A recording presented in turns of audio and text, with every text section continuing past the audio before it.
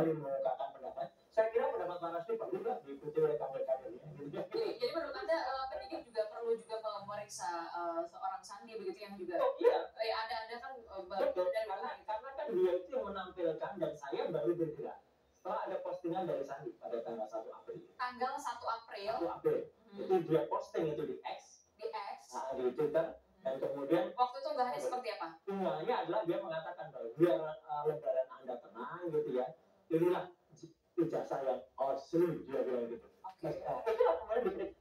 Kenapa kan dari dasar unggahan itulah kemudian karena unggahan itu lebih maju dari fotokopi yang disampaikan oleh Dekan Fakultas Kehutanan Pak Studi Sunanta yang masih berupa fotokopi hitam putih. Ini berwarna.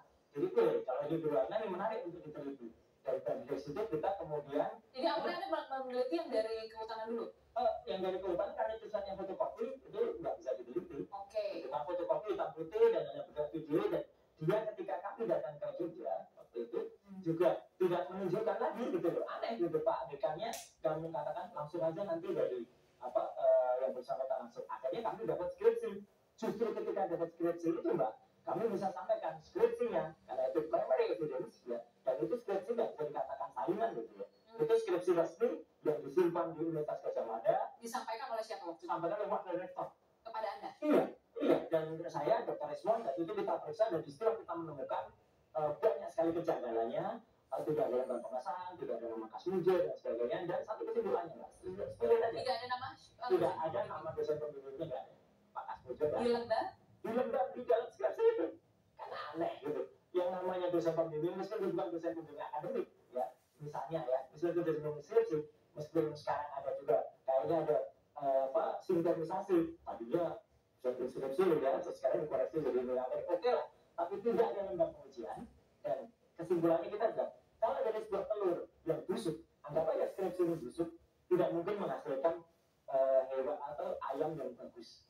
Jadi nggak mungkin ada ijazah yang bagus, ijazah yang benar kalau dari skripsinya seperti ini. Kalau nanti misalnya ijazahnya itu dinyatakan otentik gitu, atau misalnya dia asli gitu, skripsinya kayak gitu kok bisa asli, biar masyarakat yang menilai. Apa langkah yang akan Anda lakukan selanjutnya? Karena memang nanti memang pihak polisi mengatakan ini otentik. Kalau otentik kita lihat dulu keterangannya. Saya tadi sampaikan kan, detailnya seperti apa?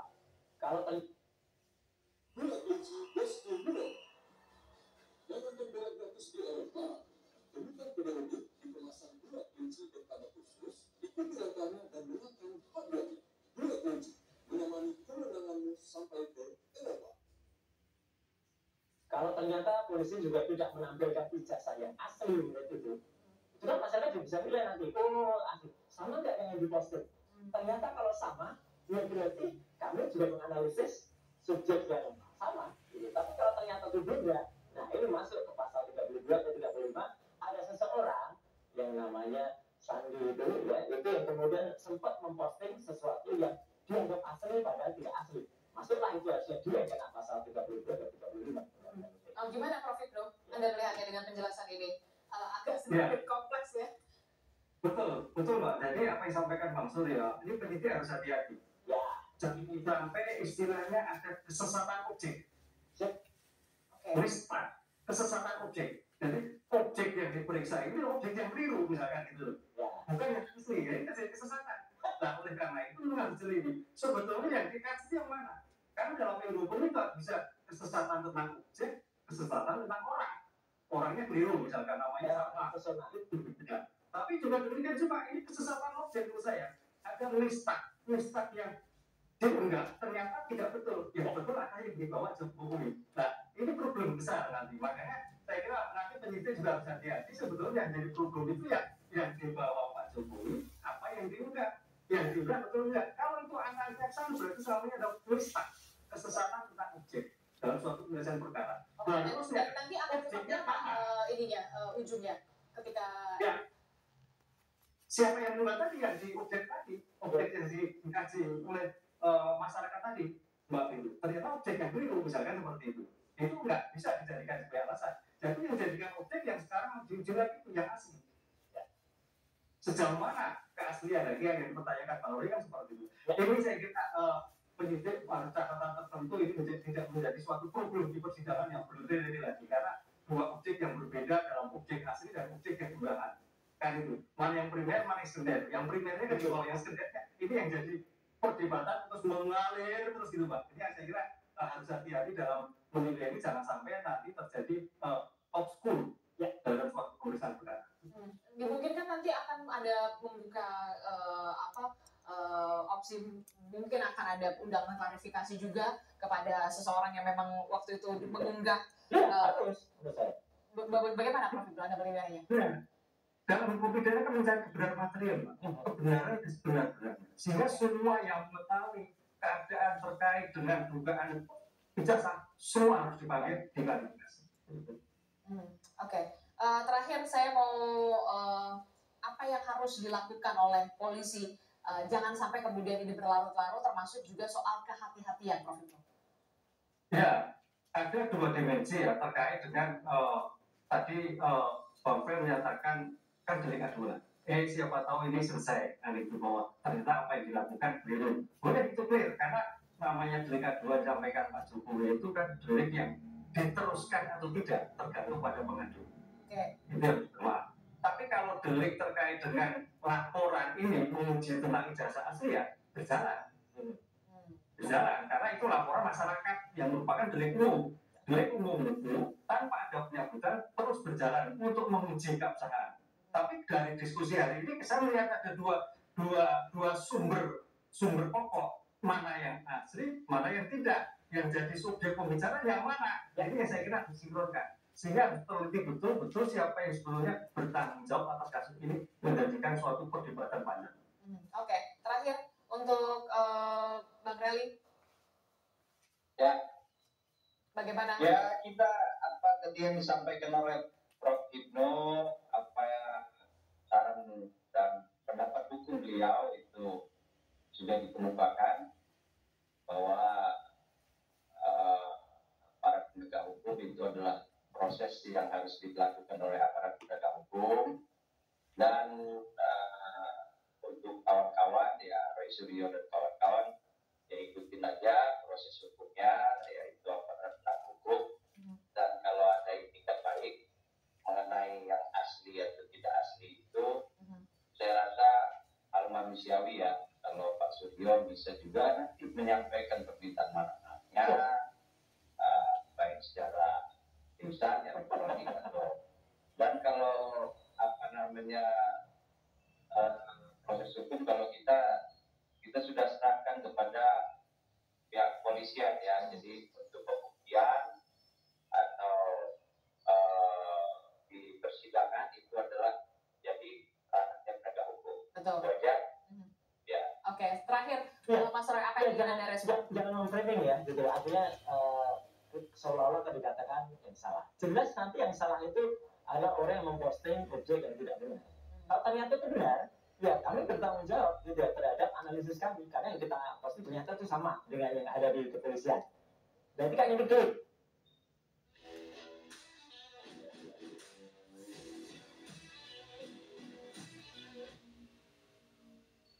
Ini clear. Kalau clear yang kita periksa sudah benar. Tapi kalau ini ternyata kemarin salah, nah justru yang salah itu yang kemudian harus minta maaf. Tapi kalau ternyata hasil dari kepolisian, tapi berarti Anda juga tidak mau minta maaf begitu? Bukan, maksudnya gini, yang salah harus minta maaf. Anda tidak mengaku salah, karena kami periksa menelisik dari data yang salah. Bukan, karena data itu dikatakan asli. Oke. Iya kan, orang yang mengatakan, dia sempat mengatakan ini data dari sumber yang otentik, sumber yang dipercaya gitu. Setelah ketemu di salah satu podcast, baru dia ngaku itu nggak dapat dari Pak Jokowi asli. Saya bilang, nah Anda berarti nyebar hoax. Nah, gitu yang terjadi, gitu kan? Gitu, karena kalau itu tidak benar, tapi oke, kita lihat saja nanti, Pak. Gitu. Artinya kami tetap menyampaikan ini berdasarkan ilmu pengetahuan, dan kalian ini berdasarkan undang-undang keterbukaan informasi publik. Masyarakat harus tahu, apalagi ijazah itu adalah bukan yang dikecualikan dari undang-undang itu dalam pasal 17. Ya, clear betul ya kalau itu, dan bukan termasuk dalam undang-undang nomor 27 pasal tahun 2022 itu bukan termasuk perlindungan data pribadi. Tidak ada data pribadi apapun seperti misalnya NIK dan KTP dalam ijazah itu, apalagi deskripsi. skripsi itu adalah bahan publik untuk kemudian diketahui, dan skripsi itu yang kami periksa adalah primary evidence. Kalau itu nanti dikatakan, oh skripsinya bukan yang itu, nah satu lagi berarti yang telah memberikan bukti yang tidak benar, yaitu UGM. Makanya kan ini ada gugatan juga terhadap UGM, termasuk gugatan kepada Pak Kasmijo, yang dia mengaku tadi katanya dosen pembimbing skripsi, ternyata kemarin mencobaskan dosen dikoreksi menjadi dosen bidang akademik, padahal jelas betul yang dikatakan tahun 2017 dulu oleh Pak Jokowi, dia adalah pembimbing skripsi. Gitu. Jadi kan, kalau pembimbing skripsi harusnya ada di skripsi. Jadi kenapa saya harus mengatakan skripsi? Karena kalau skripsi itu 99,9%, ya itu kami benar-benar meriksa dari primary evidence. Kalau ijazah oke lah, kalau itu dikatakan ijazah, oh itu bukan ijazah yang asli, meskipun itu kami percaya tadinya oleh Sandi. Tapi kalau itu ternyata nanti dari tempat Pak Jokowi itu yang asli, dapat harus dipublish, sehingga dengan demikian hasil dari publikasi itu yang kemudian boleh jelas, dan kita boleh meneliti, karena dia adalah tokoh publik, pejabat publik, dan kita adalah warga akademisi, warga yang melihat itu secara saintis, dan pernyataan bahwa palsu tidak palsu. Sekali lagi, ini adalah pernyataan akademik, pernyataan ilmiah. Ada yang namanya fake, not fake. Ada yang namanya match, mismatch. Ya. Jangan kemudian itu, oh itu palsu, itu melanggar. Ya, ini adalah definisi dalam ilmu pengetahuan. Oke, Anda siap dengan untuk menempuh? Oh iya, harus. Kalau semua siap, harusnya itu akan bagus. Tapi kalau tidak, ya ikuti saja saran Bu Mega, tampilkan saja, selesai. Gitu. Dan itu disampaikan Bu Mega kemarin ketika launching buku secara ilmiah di BRIN. Jadi saya kira ini dalam kajian ilmiah juga. Oke, baik. Kita akan tunggu bagaimana kelanjutan dari kasus ini dan juga undangan klarifikasi yang nanti Anda penuhi di penyidik Polda Metro Jaya. Terima kasih Mas Roy Suryo telah bergabung bersama kami. Kemudian Prof. Hipnu, terima kasih. Dan juga Bang Reli, terima kasih sudah bergabung bersama kami. Sehat selalu, Bapak-Bapak. Assalamualaikum, selamat pagi. Waalaikumsalam.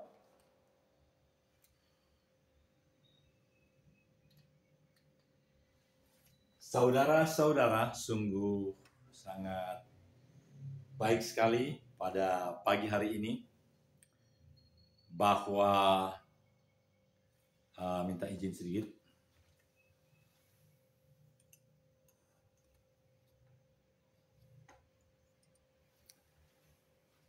Baik, dari beberapa hal yang terjadi hari-hari terakhir ini,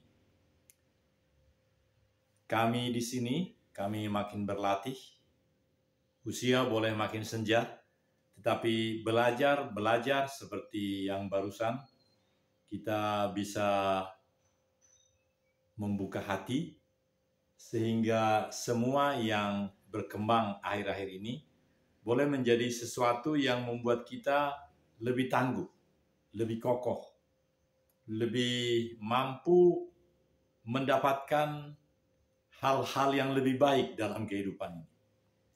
Hari ini sudah tanggal 16 Mei dan 9 hari lagi Bapak Ibu, kita semua akan mendapat komprehensivitas daripada apa yang kita lakukan pendidikan kita selama 8 hari kerja.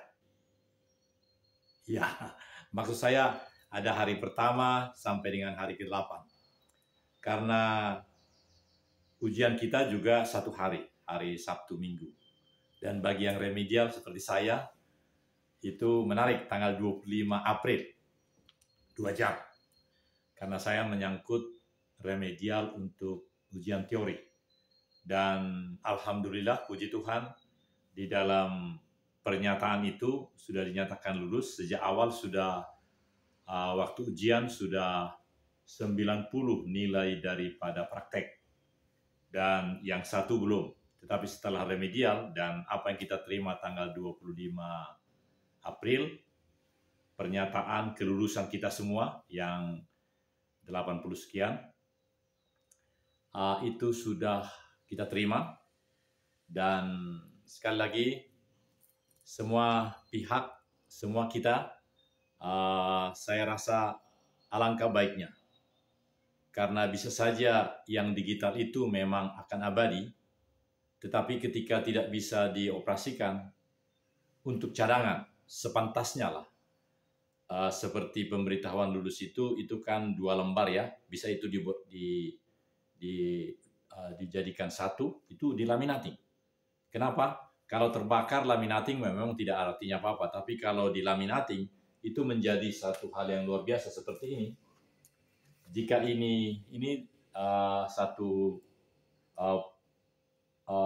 sertifikat, tetapi kalau ini di laminating, ini akan lebih berguna lagi, lebih berguna. Meskipun nanti harus di forensik,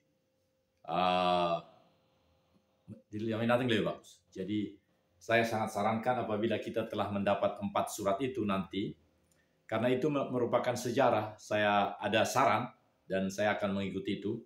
Jadi pastikan dicetak. Kalau dicetak itu sekarang berwarna, jadi seperti ini percis. Ini langsung dilaminating. Kalau ada daftar nilai atau lembar kedua, di sini jadi bolak-balik lebih bagus. Ya. Dan itu saya sering alami karena sering komunikasi dengan bagian fotokopi dekat rumah ini. Itu bisa sekitar 3.000 atau 3.500. Jadi kita bayar, tetapi itu akan sangat berguna. Apalagi segera tanggal 25, 9 hari lagi, kita seluruhnya akan mendapat 4. Satu yang tanggal 25 yang lalu. Kemudian yang kedua, semacam ijazah. Ijazah itu pasti ada 2 lembar. Ada ijazahnya, lembar pertama yang ada foto kita dengan gaya itu. Dan langsung aja, untuk tidak merepotkan, jadi nggak usah 2 laminating, itu langsung dibikin bolak-balik, itu bagus. Kami akan tunjukkan nanti contohnya. Dan satu lagi tentu adalah KTM, kartu tanda mediator, yang looks penampilannya dari FHP. Begitu selalu dikatakan. Dan yang terakhir adalah surat dari, kami kira semacam surat yang mungkin alamat tujuan itu adalah kosong, pengadilan negeri pasti, tetapi itu sudah di dalamnya ada nama kita, sehingga itu merupakan surat resmi sejak tanggal 25 nanti yang boleh kita dapatkan sehingga kita bisa melapor kepada ketua pengadilan di mana kita berada. Jadi waspada itu, dan kita syukuri itu akan kita terima tanggal 25 sesuai dengan deklarasi dari FHP Indonesia, itu tanggal 25, 9 hari lagi. Saudara-saudara, dan tanggal 25 juga sekali lagi saya sampaikan dengan hati berbinar-binar oleh karena Bapak Aditya Warman. Minta maaf kalau salah menyebut namanya. Mungkin jangan disebut nama karena saya selalu salah. Lebih bagus Presiden Direktur Justisia Law and Mediator Education. Ya, kita bersyukur sekali karena tanggal 17, tanggal 16, ya tanggal 15 saya tiba. Iya, tanggal 16. Tanggal 16 acara itu, pada sekitar pukul 2, beliau menyampaikan berita yang sangat luar biasa, yang boleh menjadikan fungsi mediator itu memang menjadi fungsi pembawa juru damai. Juru damai melengkapi segala litigasi yang selama ini ada. Dan ini adalah buah pikiran dari acara yang sedemikian halal bil halal antara atau semua yang hadir, seluruh jajaran litigasi dan mediator hakim dan mediator non hakim, sehingga pada saat itu diberikan 20 beasiswa untuk 10 instalasi pengadilan negeri yang ada di Palangkaraya, masing-masing 2. Begitu dikatakan oleh Presiden Justisia.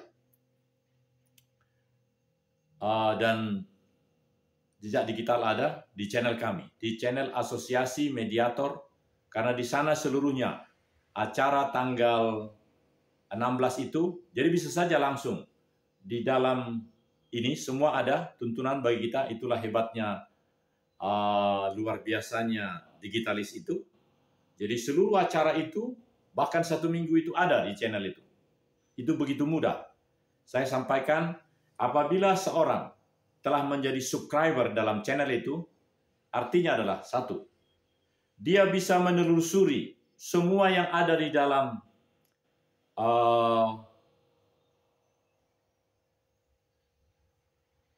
dalam kumpulan video itu. Sudah sangat banyak, di atas 5.000. Dan itu tanpa suatu kewajiban harus menjadi apa? Gabung, bayar, tidak. Gratis, free of charge. Kami jamin.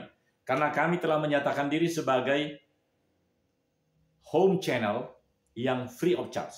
Layanan publik, cipta, video, YouTube, budaya Nusantara, profesional, paripurna, bebas bayar. Kami memang telah lama menyatakan diri itu. Tetapi kalau tidak bisa dipahami dan diuji, dilakukan, di try and error oleh setiap orang, maka menjadi sia-sia. Sama saja suatu pernyataan dari alam ini. Kalau alam ini menyatakan tanggal 25 Desember beberapa tahun lalu di Aceh ada tsunami yang sedemikian. Kalau itu tetap, berita itu tetap, karena tidak ada, katakan, jejak digitalnya, lalu tidak bisa itu menjadi sesuatu yang menjadi definitif bagi seseorang, memang tidak akan demikian. Tidak ada kenyataan, tidak ada fenomenon bahwa memang tsunami itu terjadi pada tanggal 24 Desember itu, 25 Desember itu. Tidak cukup hanya cerita, tapi perubahan dari pribadi orang itu, apakah dia melihat atau tidak melihat. Jadi ini memang sangat diperlukan Bapak Ibu. Khususnya saat ini, kejadian yang terjadi saat ini. Ijazah yang sedemikian, lebih dari 10 tahun sudah terus-menerus terjadi ini.